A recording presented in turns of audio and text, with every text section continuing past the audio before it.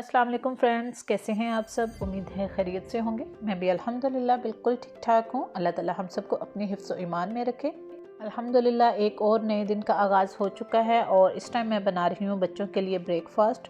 तो आज उनको सीरियल चाहिए थे, तो आज सीरियल बना रही हूँ उनका, क्योंकि बच्चों को ब्रेकफ़ास्ट मस्ट चाहिए। अदरवाइज़ स्कूल जाते हैं तो फिर बच्चों को भूख लगी रहे तो ना वो स्टडी कर सकते हैं और ना ही वो कोई एक्टिविटी कर सकते हैं। तो इसलिए ब्रेकफ़ास्ट मस्ट है उनके लिए। कोशिश करती हूँ कि उनकी पसंद का, जो उनको अच्छा लगे, जो वो सुबह सुबह खाना चाहते हैं, तो वही बना के दूँ। क्योंकि सुबह उठते ही बच्चों का दिल नहीं करता ब्रेकफ़ास्ट करने को, तो इसलिए मैं कोशिश करती हूँ उनको थोड़ी देर के लिए पहले उठा दूँ, ताकि थोड़े बच्चे फ़्रेश हो जाएँ और फिर उनको थोड़ी सी भूख लगे और फिर बच्चे ईज़िली ब्रेकफ़ास्ट कर लेते हैं। तो जी, जितना बच्चों के लिए ब्रेकफ़ास्ट इंपॉर्टेंट है उतना ही हमारे लिए भी है, क्योंकि अगर हम अपना ख़याल नहीं रखेंगे तो बच्चों की लुक आफ्टर कैसे करेंगे। तो इस वजह से मैं बना रही हूँ अब अपने लिए ब्रेकफ़ास्ट। आज कुछ भी समझ नहीं आ रहा था मैं ब्रेकफ़ास्ट में क्या बनाऊँ, लेकिन शामी कबाब फ्रोज़न किए होते हैं तो इस वजह से आसानी रहती है। उनको एग में डिप करके तो हल्का सा शैलो फ्राई कर लिया है, तो जो एग रह जाता है उसको भी फ्राई कर लेना चाहिए साथ ही, क्योंकि अगर उसको रख देंगे तो वो वेस्ट हो जाएंगे। तो खाने की कोई भी चीज़ हमें वेस्ट नहीं करनी, क्योंकि अल्लाह ताला का दिया हुआ रिस्क हमारे लिए बहुत ही इम्पोर्टेंट है। तो इस वजह से इसकी कदर करनी चाहिए और मैंने भी ऐसा ही किया। एग को मैंने अब फ्राई कर लिया है और ये मज़ेदार सा शामी कबाब सैंडविच जो है वो बिल्कुल रेडी है और चाय का कप भी बिल्कुल रेडी है। गर्मा गर्म सी चाय तैयार हो चुकी है, क्योंकि इसके बगैर तो दिन का आगाज़ नहीं होता। तो इसलिए मस्ट है ब्रेकफ़ास्ट करना और मैं भी अपना ब्रेकफ़ास्ट पहले करूँगी और फिर घर के सारे काम कर लूँगी, क्योंकि कोई भी हेल्पर वगैरह नहीं होती यहाँ पे। सब काम अपने खुद ही करने पड़ते हैं। जैसा कि हमारे पाकिस्तान में तो माशाल्लाह से काफ़ी फैसिलिटीज़ वगैरह होती हैं इस तरह की, कि काम वाली आई और सारा घर का काम वगैरह करके चली गई, तो काफ़ी रिलैक्स मिलता है वहाँ पे। लेकिन यहाँ पे ऐसा कुछ नहीं है, सब लोगों को अपने काम खुद ही करने पड़ते हैं। बच्चों को भी लेके जाना पड़ता है स्कूल, उनको लेके भी आना पड़ता है। बच्चों के जाने के बाद तो टाइम ऐसे तेज़ी से गुजरता है जैसे टाइम को पर लग जाते हैं। बच्चों के आने का टाइम हो जाता है, लेकिन जो काम है वो ख़त्म नहीं होते और ये कोई एक्स्ट्रा काम नहीं, डेली बेसिस के काम होते हैं, जो कि खाना बनाना और सफाई वगैरह घर की करनी, तो वो तो करनी ही पड़ती है। लेकिन काफ़ी ज़्यादा टाइम लग जाता है काम करते करते और समझ नहीं आती कि क्या करें क्या नहीं। कोई ना कोई नया काम ज़रूर निकला होता है। तो इसी तरह से मेरा भी दिन का आगाज़ कामों से ही होता है। और अभी नाश्ता वगैरह फ़िनिश हो गया है, हस्बैंड चले गए हैं काम पे, बच्चे अपनी जगह पे चले गए हैं स्कूल, और उसके बाद अब मैं बर्तन वगैरह धो रही हूँ और उसके बाद सफाइयाँ वगैरह कर लेती हूँ जल्दी से। तो जी, कामों से हो गई फ़ारिग और उसके बाद फिर खाने की आती है कि आज क्या बनाया जाए। तो आज मैंने सोचा था कि माश की दाल बनाऊं, बट मेरे हस्बैंड साहब को पसंद नहीं, तो इस वजह से फिर मैंने सोचा कि चलें कोई सब्ज़ी वगैरह बना लेती हूँ। सब्ज़ी घर में थी नहीं, तो फिर मुझे सब्ज़ी लेने आना पड़ा। तो जब एक चीज़ लेने आते हैं तो फिर काफ़ी ज़्यादा चीज़ों का हो जाता है कि वो भी अब ले जाएँ, ताकि 3-4 दिन ईज़िली गुजर जाएँ। तो अब मैं ग्रोसरी करने आई हूँ। कभी कभी सोच आती है कि शादी से पहले के दिन कितने अच्छे होते हैं, कोई ज़िम्मेदारी नहीं होती है आप पे, सब काम आपको रेडी मिल जाते हैं। जस्ट अपनी स्टडी करो, और जब आते थे घर तो घर भी क्लीन मिलता था और खाना गर्मा गर्म सा मिलता था। तो बल्कि नखरे होते थे कि मैंने ये नहीं खाना ये नहीं खाना, लेकिन वो एक अजीम माँ होती है जो बच्चों की, सब बच्चों की उनकी फरमाइशें पूरी करती हैं। तो जब अब ख़ुद करना पड़ता है तो पता चलता है कि हमारी अम्मी ने किस तरह से हम लोगों की परवरिश की और कितने अच्छे तरीके से। तो सब माओं को मेरी तरफ़ से सलाम है, क्योंकि बहुत मेहनत से औलाद को पालती हैं। और कुछ बदबख्त औलाद ऐसी होती है अपनी माओं की कदर नहीं करते। तो उन सबको अपनी माओं की कदर करनी चाहिए, क्योंकि जब स्टोरीज़ वगैरह सुनते हैं तो बहुत दुख होता है कि लोग किस तरह से अपने पेरेंट्स के साथ सलूक करते हैं, तो वो बिल्कुल अच्छा नहीं लगता और सुन के बहुत दुख होता है। दिल से यही दुआ है कि अल्लाह ताला सबके बच्चों को नेक करे और मेरी औलाद को भी अल्लाह ताला फरमाबरदार और नेक बनाए, आमीन सुम्मा आमीन। तो जी, एशियन शॉप से मैंने ग्रोसरी करनी थी, वो मैंने कंप्लीट कर ली है। उसके बाद मैं आई हूँ आइसलैंड में, एग्स और फ्रोज़न प्रोडक्ट्स कुछ लेनी थी, तो वो फिर मैंने सोचा कि आज वो भी ले ली जाए, ताकि फिर दोबारा बाहर ना निकलना पड़े और इजीली कुछ दिन गुजर जाएं। तो ये देखें जी, आइसलैंड में अब क्रिसमस का उन्होंने थोड़ी सी डेकोरेशन की हुई है, क्योंकि इनकी आ रही है क्रिसमस। तो ये देखें सारा नज़ारा आप देख सकते हैं कि थोड़ा सा इन्होंने अपनी स्टोर को डेकोरेट किया हुआ है, कार्ड्स वगैरह जो भी लगा के, ताकि थोड़ा पता चले कि भाई क्रिसमस है और इन लोगों का त्यौहार है। तो इनकी सेलिब्रेशन तो बनती है हर जगह पे। अब मैं फटाफट से सारी चीज़ें ले लेती हूँ। जी, अब मैं घर पहुँच चुकी हूँ और ये है आज की मेरी ग्रोसरी। एग्स और कीमा, गोश्त वगैरह भी कुछ लेना था वो लिया, कुछ फ्रूट्स लेने थे वो लिए, सब्जियां, आलू, और आज मैंने बनानी थी धनिया पुदीने की चटनी, वो मैं बना के रख लेती हूँ, तो वो भी मैंने ले ली है। और खाने में आज मैं बनाऊंगी आलू पालक, क्योंकि पालक मेरे बच्चों की बहुत फेवरेट है और हस्बैंड साहब भी इजीली खा लेते हैं, कोई इतना मसला नहीं होता उनको। तो खाने का तो मैंने डिसाइड कर लिया है। और उसके बाद ये पुदीना और धनिया फ्रेश लेके आई हूँ और सब्ज़ मिर्चें, तो इनकी आज मज़ेदार सी चटनी बनाऊंगी और आपके साथ भी शेयर करूंगी। आप लोग भी उसी तरह से ट्राई कीजिएगा, बहुत मज़े की बनती है। तो अब मैं जल्दी से फटाफट से, मेरा दिल है कि पहले पालक को वॉश कर लिया जाए या फिर काट के तो बाद में करूँगी, तो उससे पहले मैं ये सारी चीज़ें रख लेती हूँ, क्योंकि फ़्रोज़न चीज़ों को पहले रखना पड़ता है। दूसरी अगर पड़ी भी रहें तो इतना मसला नहीं होता, वो थोड़ा बाद में भी रख सकती हूँ, लेकिन फ़्रोज़न जो प्रोडक्ट्स होती हैं उनको साथ ही रख देना चाहिए। तो मैं भी रख लेती हूँ फटाफट से इनको इनकी जगह पे। तो जी, अब मैंने पालक को काट लिया है और इसको अब मैं वॉश कर लेती हूँ जल्दी से।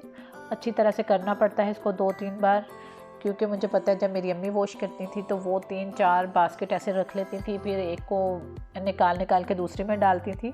तो उसी तरह की मुझे भी आदत है, क्योंकि इसमें जो मिट्टी वगैरह बहुत ज़्यादा होती है और आजकल सर्दियों में तो बहुत ज़्यादा है, तो इस वजह से अच्छी तरह से साफ़ करनी पड़ती है। अदरवाइज़ जब खाना खाते हैं अच्छी तरह से वॉश ना हो पालक, तो फिर वो मुंह में आती है तो बहुत मज़ा ख़राब होता है। तो इस वजह से मैं भी इसी तरह से करूँगी, 2-3 बार इसको अच्छी तरह से पानी से साफ़ कर लूँगी।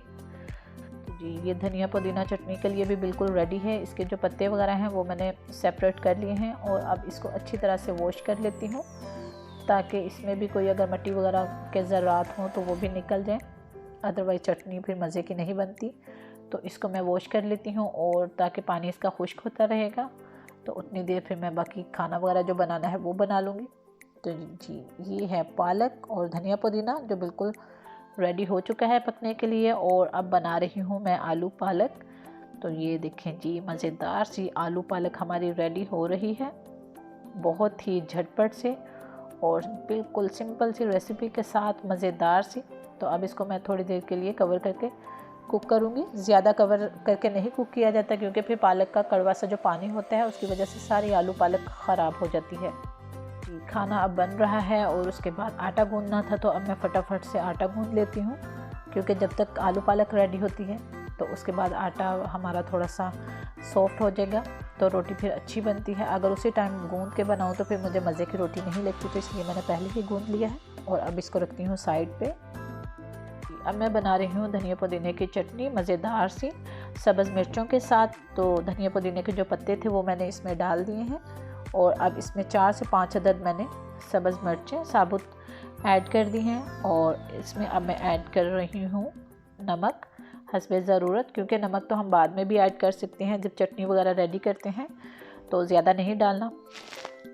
कम का तो हम कर सकते हैं इलाज, लेकिन ज़्यादा का कुछ नहीं होता, तो इस वजह से एहतियात के साथ डालिएगा।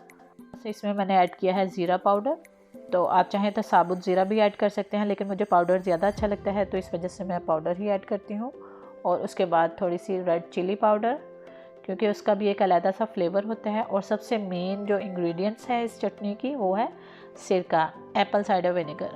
तो आप लोग ज़रूर इसके साथ ट्राई कीजिएगा, क्योंकि पहले मैं भी की जगह पानी ही ऐड करती थी, लेकिन मेरी आपी हैं उन्होंने मुझे बताया कि एप्पल साइडर विनेगर डालो चटनी में और इतनी मज़े की बनती है कि ट्रस्ट में आप लोग जब बनाएंगे तो फिर मुझे ज़रूर कमेंट कीजिएगा कि कितना इसका टेस्ट अच्छा बनता है।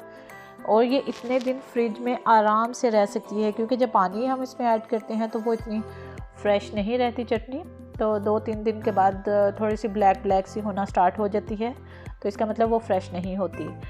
तो अब इसको अच्छी तरह से ग्राइंड कर लेते हैं, और इसमें जब आपको लगे कि थोड़ा सा सिरके की ज़रूरत है, तो मिक्स अच्छी तरह से नहीं हो रही, तो इसमें आप थोड़ा सा सिरका और ऐड करते जाएं साथ, जैसे अभी मैंने कर दिया था। तो ये देखें अच्छी तरह से मिक्स होना स्टार्ट हो गई है